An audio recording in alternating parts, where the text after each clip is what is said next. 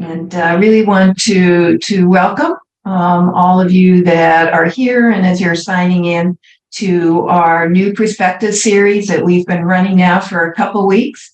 The series is on Savitri, a legend and a symbol, and it's dedicated to Sri Aurobindo's 150th birth anniversary. Vladimir and I are here at the LaGrasse Sri Aurobindo Integral Life Center in Fountain Inn, South Carolina.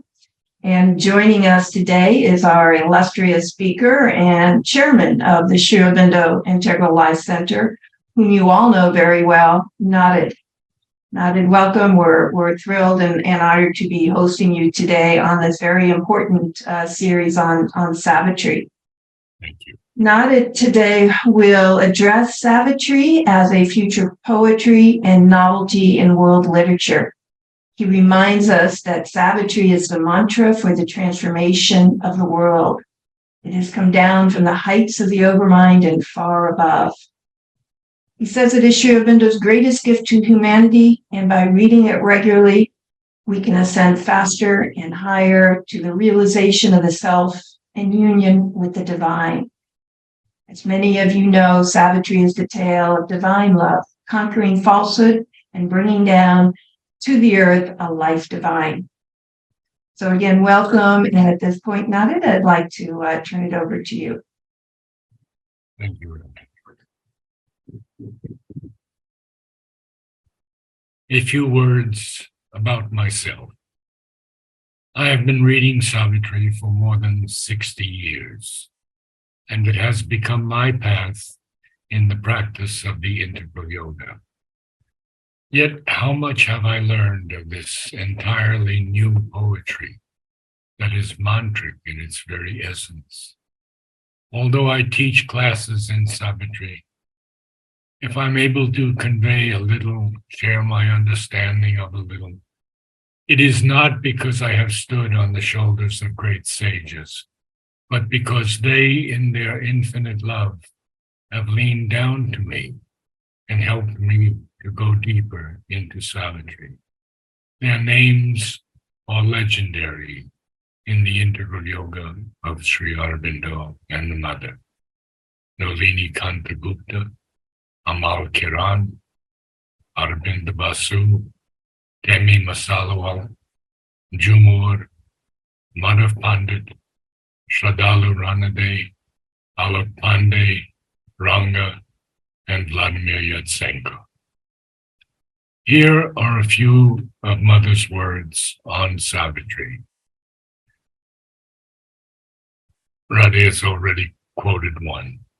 Savitri is a mantra for the transformation of the world. Mother spoke this to Udar.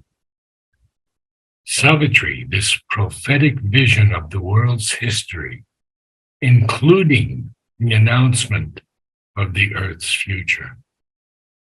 The importance of Savitri is immense. Its subject is universal. Its revelation is prophetic. The time spent in its atmosphere is not wasted. The more you read, the more marvelous it becomes. The direct intervention of the Supreme's will in opposition to the whole set of laws governing the manifestation.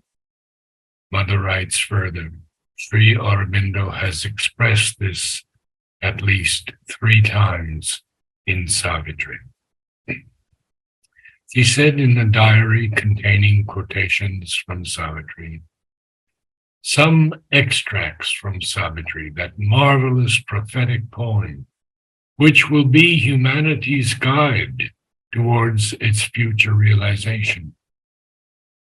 Again, a complete system of yoga, which can serve as a guide for those who want to follow the integral sadhana. And lastly, the yoga of the earth in its ascension towards the divine. Savitri is certainly unique in all the world's literature. It is an epic of nearly 24,000 lines, written in iambic pentameter, the meter that the greatest epic poets have used. Sri Aurobindo, a master of masters in the English language, studied all the major poets and read their works extensively. He read Virgil and Homer in the original, and in later years even wrote to his disciples of the plains from which their inspiration came. Earlier, he did not attribute lines to the overhead influence, but as he grew into higher and higher states of consciousness, he was even able to attribute the overhead influence to some of the greatest lines of poetry. His intensive work on Savitri was so profound that he rewrote Book 1, Canto 1, 50 times as he ascended higher and higher. He helped many of the budding poets of the ashram to pen lines of great force and beauty. But when he left his body, poetry, for the most part, ceased among his disciples. I'm going to read to you something of the essence of poetry from Sri Aurobindo. What then is the nature of poetry, its essential law? What is the highest power we can demand from it? What the supreme music that the human mind, reaching up and in and out to its own widest spreads, deepest depths, and topmost summits, can extract from this self-expressive instrument? And how out of that does there arise the possibility of its use as a mantra of the real?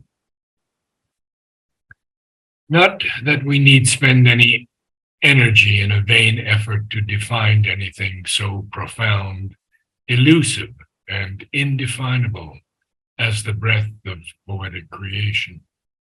To take the myriad-stringed harp of Saraswati to pieces for the purpose of scientific analysis is a narrow and barren amusement. But we stand in need of some guiding intuitions, some helpful descriptions, which will serve to enlighten our search, to fix in that way, not by definition, but by description, the essential things in poetry is neither an impossible nor an unprofitable endeavor. For neither the intelligence, the imagination, nor the ear are the true, or at least the deepest or highest recipients of the poetic delight, even as they are not its true or highest creators. They are only its channels and instruments. The true creator, the true hearer, is the soul. The more rapidly and transparently the rest do their work of transmission, the less they make of their separate claim to satisfaction. The more directly the word reaches and sinks deep into the soul, the greater the poetry. Therefore, poetry has not really done its work, at least its highest work, until it has raised the pleasure of the instrument and transmuted it into the deeper delight of the soul. A divine ananda, a delight interpretive, creative, revealing, formative, one might almost say an inverse reflection of the joy which the universal soul felt in its great release of energy when it rang out into the rhythmic forms of the universe, the spiritual truth, the large interpretive idea, the life, the power, the emotion of things packed into an original creative vision. Such spiritual joy is that which the soul of the poet feels, and which, when he can conquer the human difficulties of his task, he succeeds in pouring also into all those who are prepared to receive it. This delight is not merely a godlike pastime. It is a great formative and illuminative power. Ananda, in the language of Indian spiritual experience, is the essential delight which the infinite feels in itself and in its creation. By the infinite self's Ananda, all exists. For the self's Ananda, all was made. Sri Aurobindo wrote a wealth of letters to his disciples on his decades of writing Savitri. Here is a part of a letter he wrote to a disciple. First, he defines the characters, something I would advise all to read. It is found at the beginning in a separate paragraph entitled Author's Note. In the last sentence, he writes, "Still this, Savitri, is not a mere allegory. The characters are not personified qualities, but incarnations or emanations of living and conscious forces with whom we can enter into concrete touch, and they take human bodies in order to help man and show him the way from his mortal state to a divine consciousness and immortal life." Although certain budding poets like Amal Kiran often suggested lines that he thought were more appropriate, Sri Aurobindo would answer him clearly and decisively. The mother did not appreciate these efforts and said so. Still, for some of us, Sri Aurobindo's explanations of his ascent to a higher and higher consciousness gave us so many illustrations of the planes above the physical mind, the higher mind, the illumined mind, the intuitive mind, and even the overmind and the overhead influence in poetry. And as a result, we have received a great treasure in his article on overhead poetry. I quote again from Sri Aurobindo. The mantra, as I have tried to describe it in the future poetry, is a word of power and light that comes from the overmind inspiration or from some very high plane of intuition. Its characteristics are a language that conveys infinitely more than the mere surface sense of the words seems to indicate. A rhythm that means even more than the language and is born out of the infinite and disappears into it, and the power to convey not merely the mental, vital, or physical contents or indications or values of the thing uttered, but its significance and figure in some fundamental and original consciousness, which is behind all these and greater.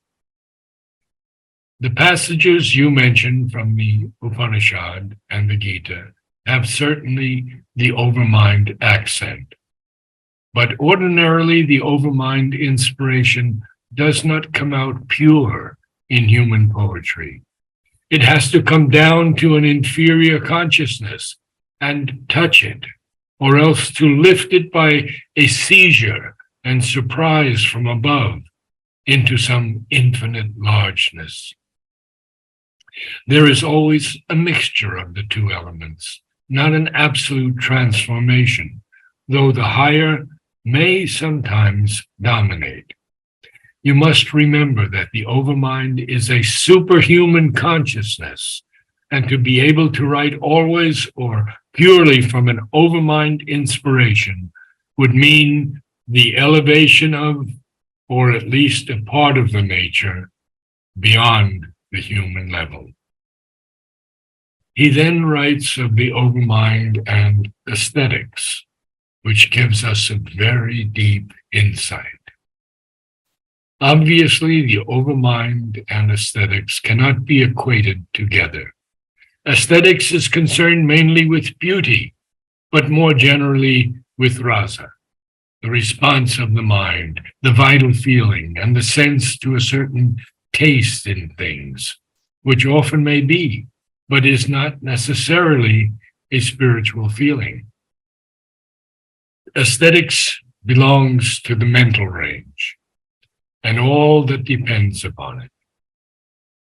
It may degenerate into aestheticism or may exaggerate or narrow itself into some version of the theory of art for art's sake. The overmind is essentially a spiritual power. Mind in it surpasses its ordinary self and rises and takes its stand on a spiritual foundation. It embraces beauty and sublimates it. It has an essential aesthesis, which is not limited by rules and canons. It sees a universal and an eternal beauty, while it takes up and transforms all that is limited and particular. It is, besides, concerned with things other than beauty or aesthetics. It is concerned especially with truth and knowledge, or rather with a wisdom that exceeds what we call knowledge. Its truth goes beyond truth of fact and truth of thought.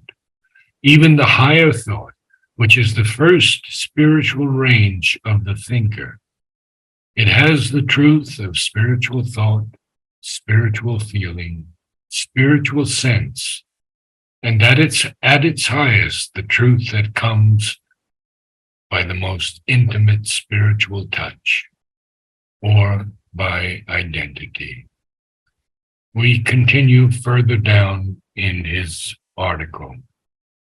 In all poetry, a poetical aesthesis of some kind there must be in the writer and the recipient.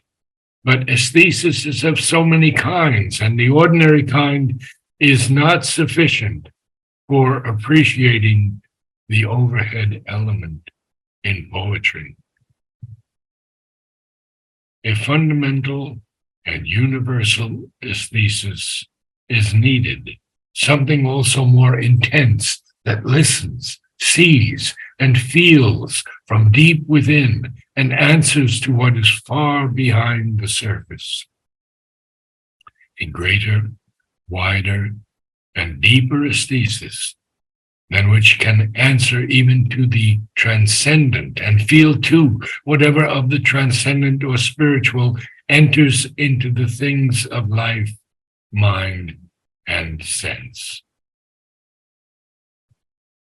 Something more might need to be said in regard to the overhead note in poetry and the overmind aesthesis.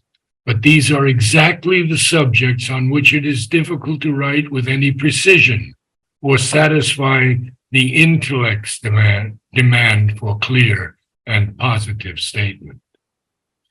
Sri Aurobindo gives us some examples of lines descended from the overmind consciousness, and they have always been for me inspirational and deeply informative.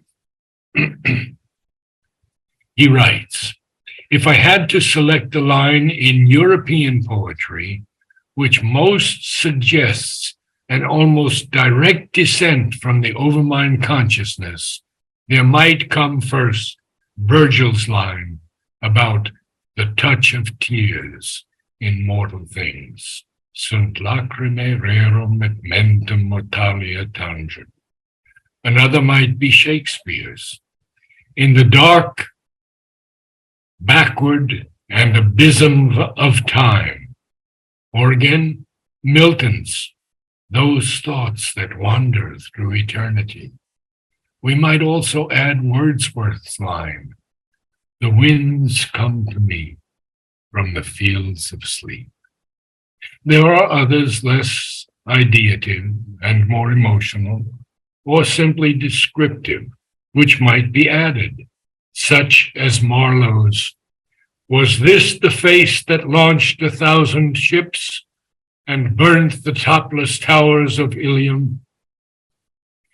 If we could extract and describe the quality and subtle something that mark the language and rhythm and feeling of these lines and underlie their substance, we might attain hazardously to some mental understanding of the nature of overhead poetry. If you note the combination of words and sounds in Shakespeare's line,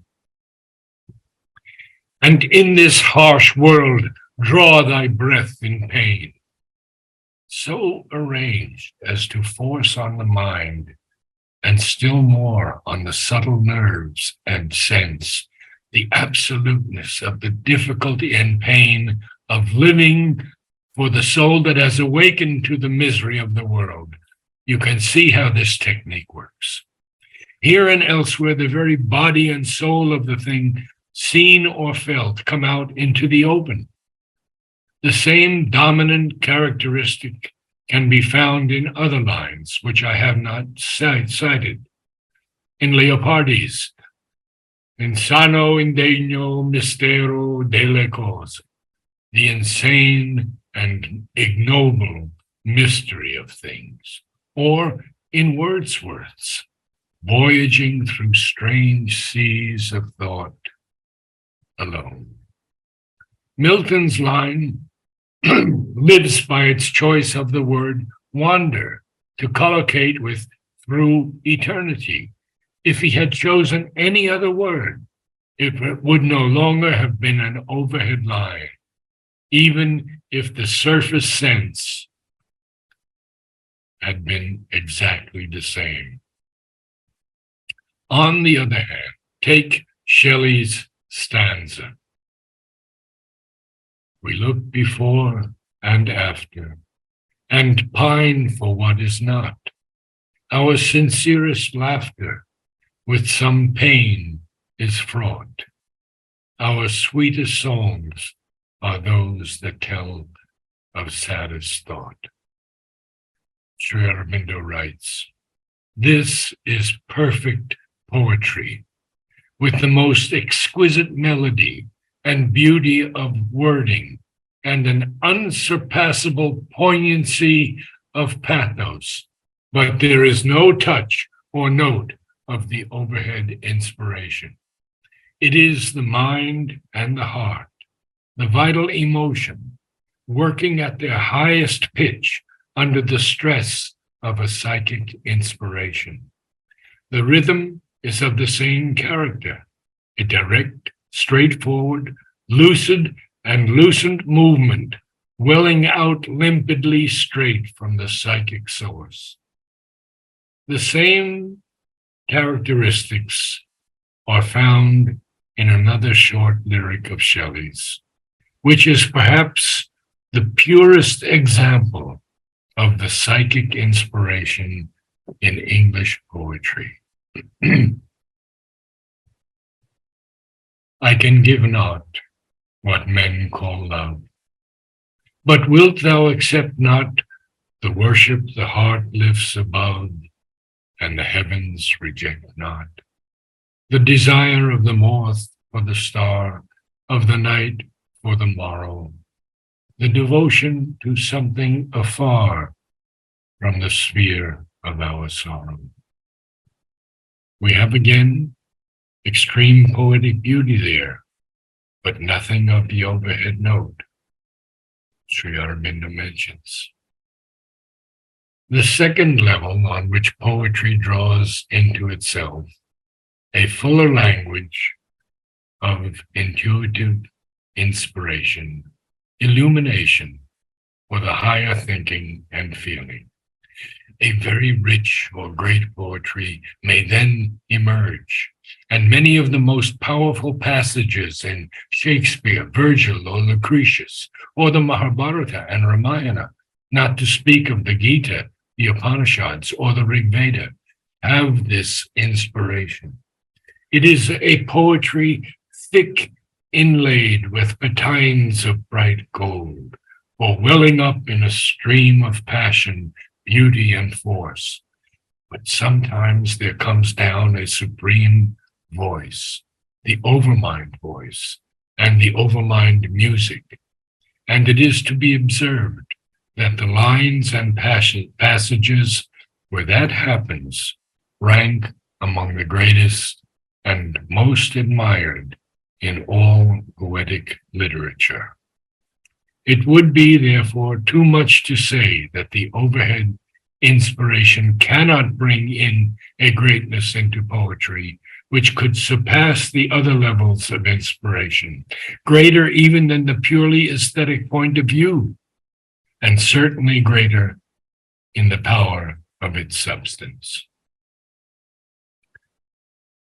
Sri Aurobindo has also left with us many new experiments in rhythmic meters and poetry of all poetic ranges, from his youth to his last days, when Narad speaks. I end my talk with the following lines, the last Sri Aurobindo dedicated as Narad speaks to the Queen. The very last lines, some may be quoted. As a star, uncompanioned, moves in heaven, unastonished by the immensities of space, traveling infinity by its own light, the great are strongest when they stand alone.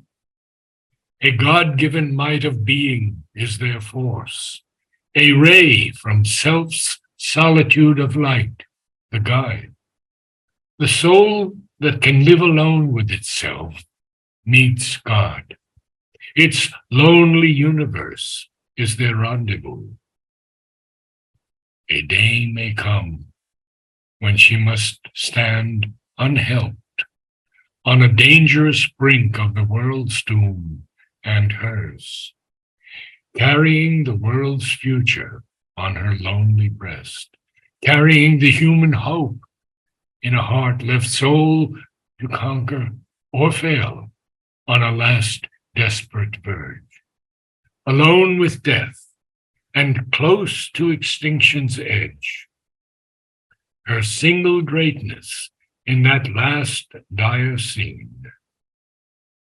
must cross alone a perilous bridge in time and reach an apex of world destiny where all is won or all is lost for man. In that tremendous silence, lone and lost, of a deciding hour in the world's fate, in her soul's climbing beyond mortal time, when she stands soul with death or soul with God, apart upon a silent, desperate brink, alone with herself and death and destiny, as on some verge between time and timelessness, when being must end or life rebuild its base. Alone she must conquer, or alone must fall. No armored God stand shining at her side. Cry not to heaven, for she alone can save. For this the silent force came missioned down. In her the conscious will took human shape. She only can save herself and save the world. O Queen, stand back from that stupendous scene.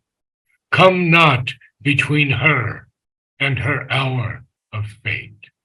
Her hour must come, and none can intervene. Think not to turn her from her heaven-sent task. Strive not to save her from her own high will. Thou hast no place in that tremendous strife. Thy love and longing are not arbiters there. Leave the world's fate and her to God's sole guard. Even if he seems to leave her to her lone strength, even though all falters and falls and sees an end and the heart fails and only are death and night, God-given, her strength can battle against doom, even on a brink where death alone seems close, and no human strength can hinder or can help. Think not to intercede with the hidden will. Intrude not twixt her spirit and its force, but leave her to her mighty self and fate. Book 6, the Book of Fate. Namaste. If there are some questions, I know I'm only used up 33 minutes, but thank you, Narad. Thank you, Narad, very much. It's very moving to hear how the poetry is working upon our consciousness. Can you hear me? Not very well? Lightly. Yeah, we can hear you. It's just as you're moving it, it's making all sorts of noise. Okay,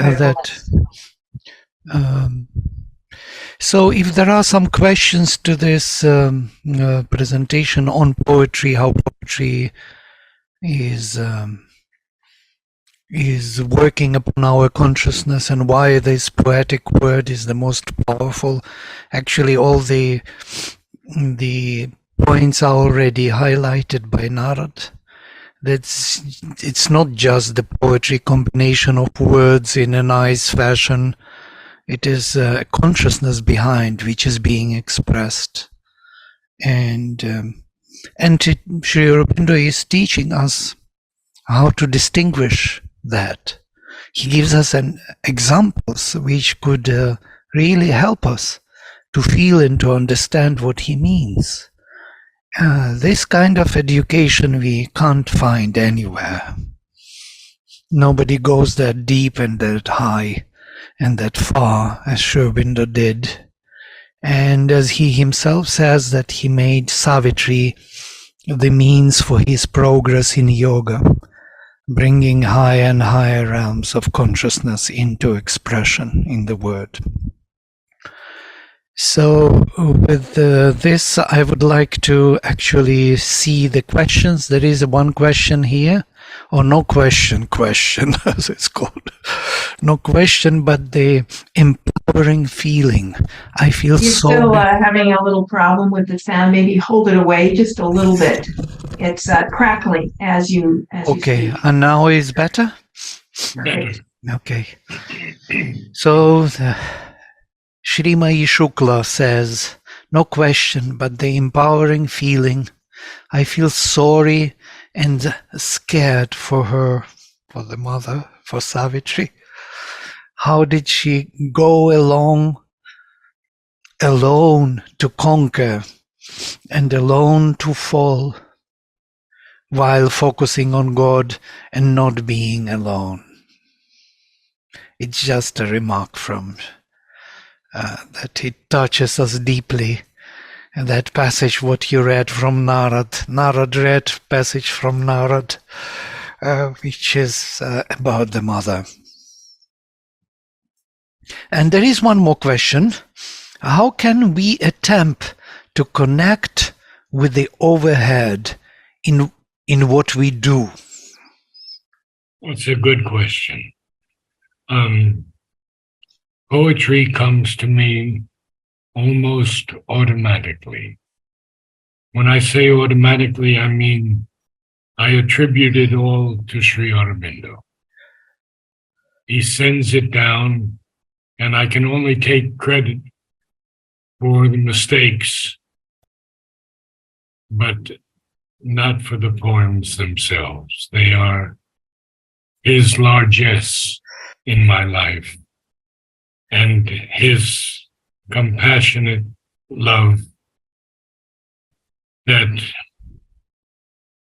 comes in silent moments, in times of stress, in times of great peacefulness, morning, noon, night, sometimes the middle of the night, they come. And how can we open to that except to love Sri Aurobindo and Mother more and more deeply, to aspire at least to offer, enjoy ourselves to their yoga. Because never before on this earth has there been the possibility of a divine life, the possibility of the conquest of death. All the other yogas, as great as they have been, have very often felt that they found enough when they received moksha, liberation, and did not go further. They melded into the divine consciousness. That was sufficient for them. But Sri Aurobindo says, no, we must go deeper. We must bring this light to the earth, that there can be a life divine on earth and the supramental race of men in its time. Now we see so much conflict in the world, so many challenges, so much darkness, so much evil. But we must have one faith only, and that is that a drop of light can obliterate all darkness.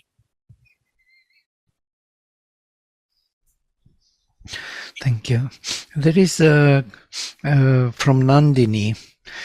She says it was a great reading. Thank you. And need more light on psychic inspiration. Overhead inspiration, as mentioned, is not of that level in Shelley's poem, for example, as you mentioned already. Yeah, the overhead is not there. The psychic is there. It's the greatest. Mm-hmm. The greatest poem of the psychic presence in all languages.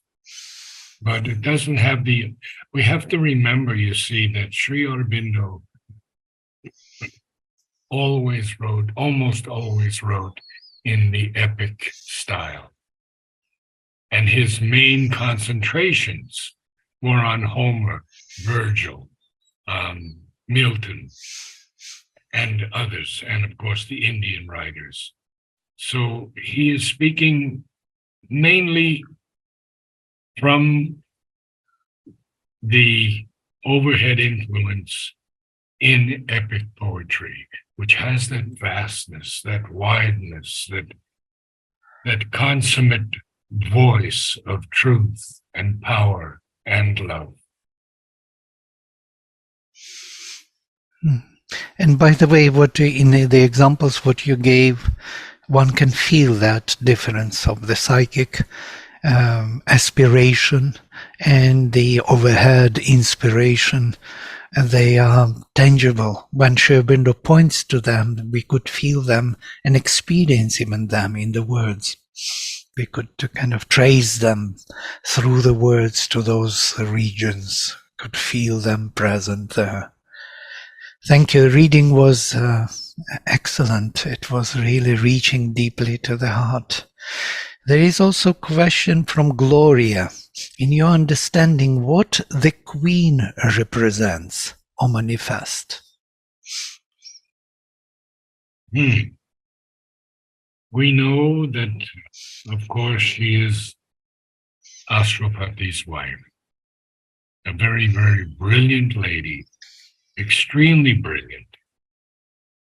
But when she hears this proclamation of Narad that the young man Savitri has chosen will die in 1 year, she voices all the human angst, all the human grief, because what would her child have after Satyavan's departure?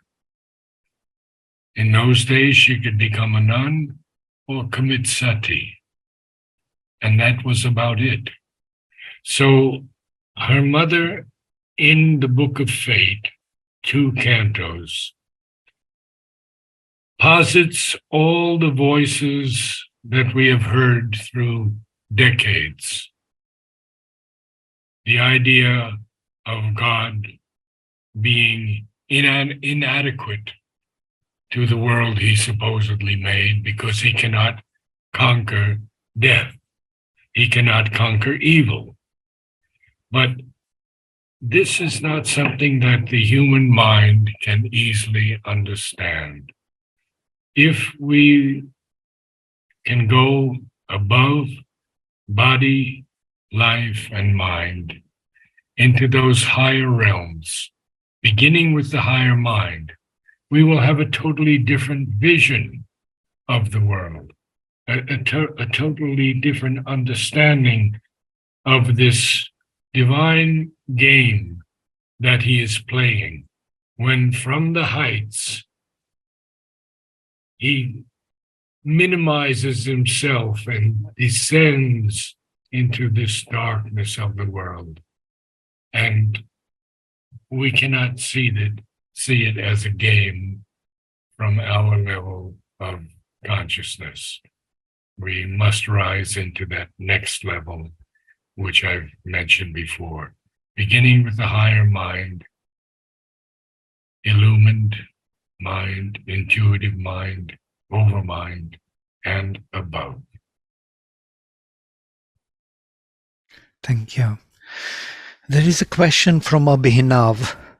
Can you please show some examples where mental level poetry was replaced by overhead?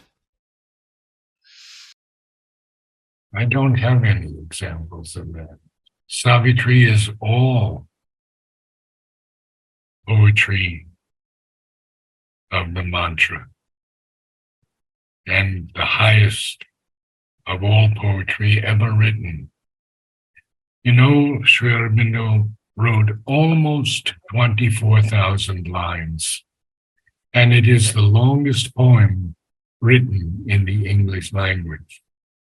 So I would suggest, don't even wonder about those things. Just go deeply into Savitri. Mother says Sri Aurobindo should not be studied by reading books, but by subjects. And if you can begin by reading Savitri, even a page a day, it will open you to new worlds and new and greater consciousness. Of course, we can take overhead poetry and replace the words with some synonyms and get the mental formation. We can spoil the overhead poetry. Yes, that who we would want can. to do that? Yeah, nobody wants to do that, right? I have a question from my side, especially on Sri Aurobindo's usage of the words and syntax. For example, I noticed that he's using sometimes not very common syntax in the English language, such as, for example, as in body and body, lit the supreme fire. So this in body and body, for example, repetition, it is coming from the Vedic rishis usage. Yes? They loved this type. And many times I see that his inspirations are coming from the Vedic vision of Rigvedic rishis, And imagery, about imagery I don't even say, it is all kind of inspired by the Vedic imagery. The fire, the word, and the sun, the wind. Most probably it's archetypal for all poetry, but still. About syntax, about his usage of the words and the position in the sentence, the repetition of certain kind of not possible to find or prohibited in English language. Could you say a few words about this? Well, I think that one of the most important things, of course, is alliteration. Mm. And another one is paradoxes. Mm. Sri Aurobindo uses paradoxes so many times, And how can you have an evil good? Mm. Mm. Statements like that. And his use of adjectives to amplify nouns is very, very beautiful. Mm. So, we can look at Savitri in so many different ways. We can look at it from the constructive side of poetry, how one uses anapaests and how one moves the I ams. We can look at it from the spiritual point of view of what is he teaching us through Savitri. We can look at it even from the mental point of view. How does it compare with other poetry? There's so many ways that we can look at Savitri. For me, and Mother amplifies this also, she says, don't try to understand it with the mind. Read it again and again, and one day it will enter you and you will know what he is saying. I think that's the best way for me of all to. Thank you. This is really beautiful. Mother said also that Savitri is the mantra of the transformation of the world. So, and this is her phrase, literally, transformation of the world. So it acts upon our consciousness and changes it. So, yes. Thank you, Narad, says someone, anonymous attendee. Would you like to say something on concentration above the head with respect to integral yoga? Because many people felt, and I felt very strongly, tangibly, presence over the head with overhead poetry. Yes. For me, there is no question that in the Gita, Krishna tells us that many, many other things are needed.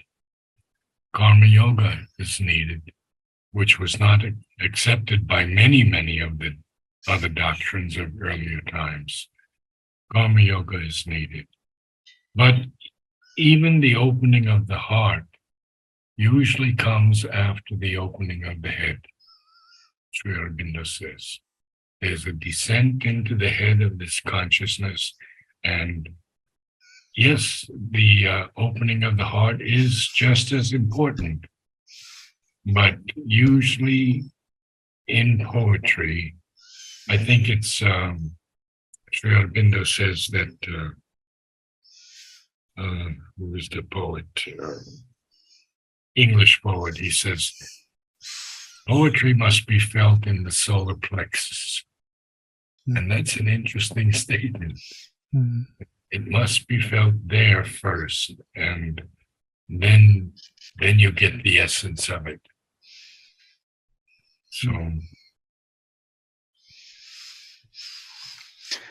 Thank Sri you. Aurobindo first had his experiences in the head, Mhm. and through the head, and the psychic didn't open for quite some time while he was having all of these experiences above the head. Mm. We have to aspire for it. It's silencing the mind is critical. It's absolutely essential. He says it's the essence and the beginning of the yoga itself. Very quiet mind. Interestingly, Mother has named some flowers quiet mind, perfectly quiet mind, quietness established in the mind. Mm. And if we can, and they're oleanders, so the oleanders are very common plants. If we can hold a flower that has that vibration, that message in its vibration, and we can hold it to our head or to our hearts, certainly we can receive it. Mm. I noticed that all Sri Aurobindo's writings, major writings like Light Divine, Synthesis, Essays on the Gita, even Human Cycle, and not to say about Savitri, when you start reading them, you feel immediately some pressure from above. It's as if a signature of Sri Aurobindo's words or his state of consciousness. It's very tangible in his words. Do you think that that combination of the words creates this, or maybe if somebody else with kind of ordinary consciousness would write the same poetry with the same words, it would be not felt, that overhead consciousness? Because it has to be the mantra. Right. It has to be mantric. And as you say, and Purani, of course, who gave me my first copy of Savitri, said that the Vedas were key to much of Savitri. Mm-hmm. Yeah. So we have you for that now. Right. Well, the Vedic language is so different in every way. They don't even care about satisfying some, mental symmetry or answer some questions or give some imagery, as if they are driven by another force, and it happens. And at the end, it has this impact on consciousness, which is miraculous in a way, which generates the visions, or the understanding, rather, comprehension of who we are and what this world about. There are many things going beyond the words. They are in the presupposition. I will always say that we should read not what Sri Aurobindo says, but what he wants to say, but what he by what he says. So there is the whole presupposition to what he is expressing through the words. And that is much vaster in a way. The whole field is beyond that. And if we tune ourselves to this, we could feel that knowledge or that comprehension. There is anonymous attendee saying, thank you so much, Narad. And can you please talk a bit about reading Savitri aloud? Whoa, that could take an entire talk. But I'll Savitri must be read aloud, first of all. Because if you don't read it aloud, the mantra will not come out. So Savitri must be read aloud. Now, when there are lines that may hint at some inflection, one has to feel those lines.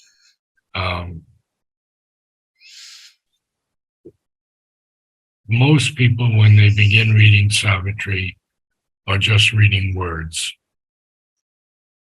And they're beautiful words, there's no doubt about that. But they are not catching the mantric essence in the lines. And for me, I think that's the most important part of my reading of Savitri. But before I begin, I always ask him to read through this body. That it should not be a Narad reading it, but it should be the Lord reading through this voice and this form. Thank you.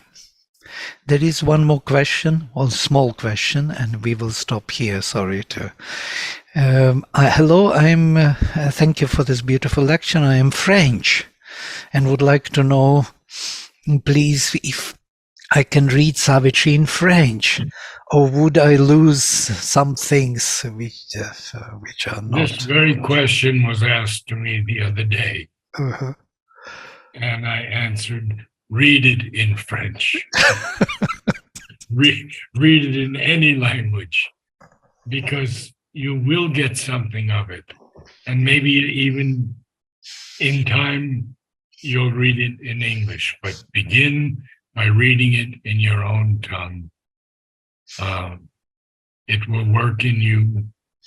It will elevate your consciousness. It will bring a beauty, a serenity, and an inner joy into your life. Read it always. Thank you, Narad. Thank you so much. Namaste.